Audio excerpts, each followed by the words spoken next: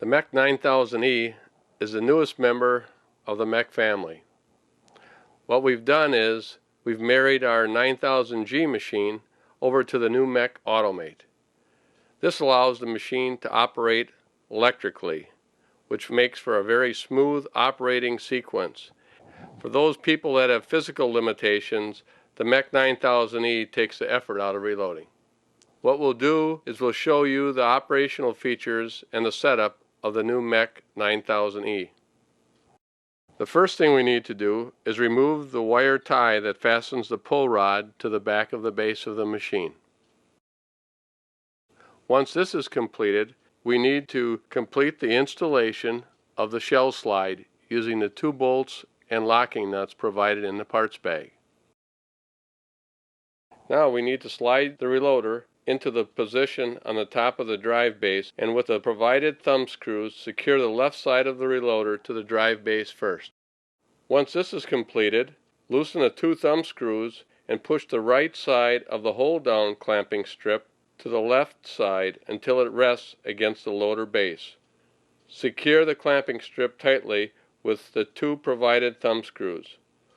Also tighten the Allen screw using a 5/32 hex wrench. With a 1/2 inch end wrench, remove the nylon lock nut from the actuation wheel pivot point. Attach the bottom end of the pull rod and tighten the lock nut. Install the spent primer bin under the Automate base frame in the location shown. Now we need to install the left side truss rod.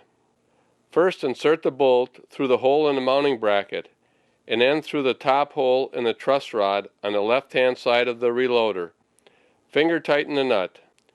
You may find it easier to insert the bolt by tipping the measure assembly back.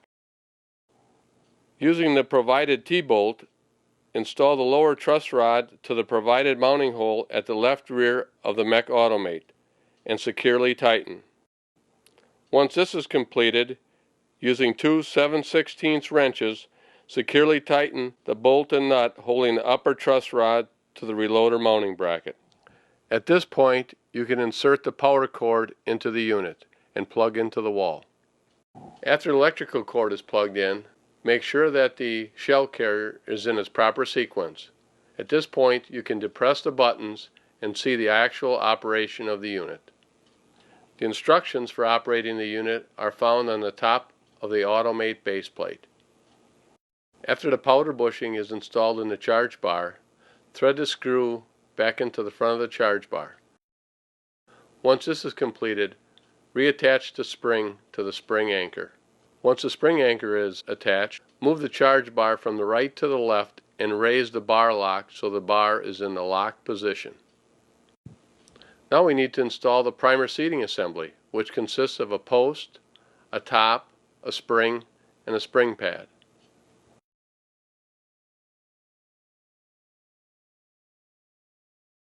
The primer tray can now be attached to the mounting bracket by using the 3 screws provided in the parts bag. At this point, we can thread the powder and shot containers into the measure assembly and fill with proper components. Once the containers have been filled with the proper components, slide the cover off of the primer tray and fill with 1 sleeve of primers. The primer tray is capable of holding 200 primers.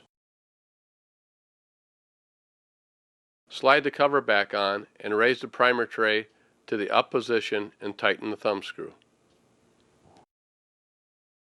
To begin reloading, slide an empty shell into station number 1. Depress the buttons until the machine reaches the bottom of the stroke. At this point in time, the shell is deprimed and the brass is resized. And also a primer is dispersed into the shell carrier. Release the buttons and the unit will return to the top of the stroke. The new primer and the shell will then rotate to station number 2. At station number 2, depressing both buttons until the unit was at the bottom of the stroke, the primer is seated.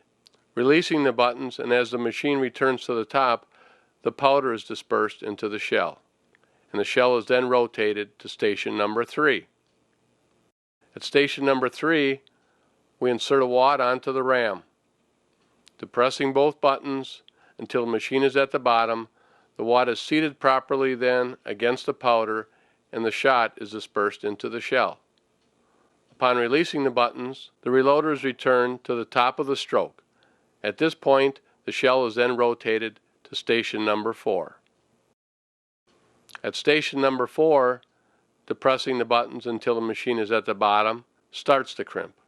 It is recommended that the shell is pre-crimped with the same number of folds that it had originally from the factory. Upon releasing the buttons, the unit returns to the top of the stroke and the shell is then rotated to station number 5. At station number 5, depressing the buttons until the machine is at the bottom of the stroke sets the depth of the crimp and closes it using MEC's exclusive cam crimp die assembly. Releasing the buttons, the machine returns to the top of the stroke and then rotates to station number 6. At station number 6, we depress the buttons until the machine is at the bottom of the stroke. This station puts the proper radius on the end of the shell. Releasing the buttons, the machine returns to the top of the stroke and the shell is rotated and ejected down the shell slide. The MEC 9000E, when operated in its full capacity, is capable of reloading 300 to 400 shells an hour. This model is available in 12, 16, 20, 28, and 410. Die sets are not available for this machine, so if you wish to reload another gauge, you would need another unit. For those customers who wish to reload multiple gauges using the MEC Automate, MEC offers a 9001E, which consists of a reloader set up to operate on the new MEC Automate. This is available in 12, 16, 20, 28, and 410.